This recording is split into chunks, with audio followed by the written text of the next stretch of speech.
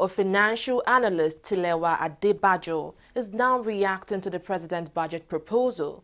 In a chat with TV360, Adebajo praised the timely presentation of the budget and called on the National Assembly to ensure an early passage. He, however, bemoaned the shortfall in the projected revenue generation, warning it may harm the nation's debt service ratio.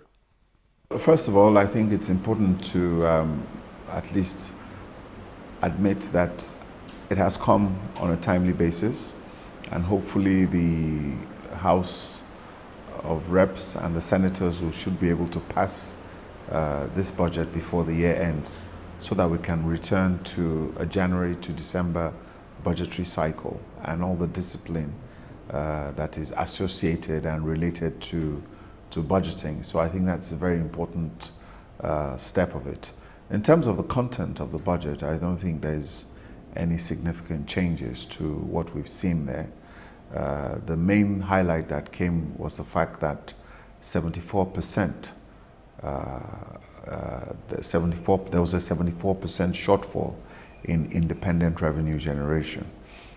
So that sort of shortfall is putting pressure on debt service. So the current debt service ratio is currently about 65% of revenues. And there are steps that have been taken to restructure the debt to be able to make this debt service ratio more sustainable.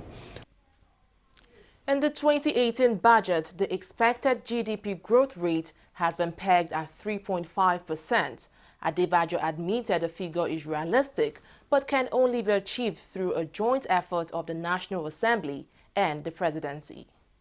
It's important that they understand that the benchmark for meaningful growth is at that level, and they've set it at that level because our population is growing at 3%. So that is a minimum level of growth that is required, and it's a very aggressive target. So that's why it's important, like I said, that this budget is passed quickly.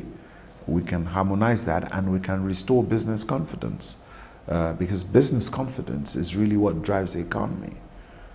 If you do not have confidence in the business or the business environment, is there. And recently Nigeria has got very good rankings on the World Bank Ease of Doing Business in terms of how we're reforming our economy. So we need to consolidate on those gains to be able to drive the economy into double-digit GDP growth.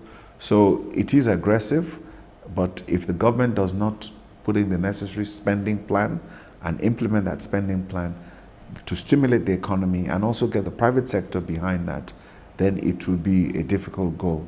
But if we do the right things, then I think it is definitely something that's achievable.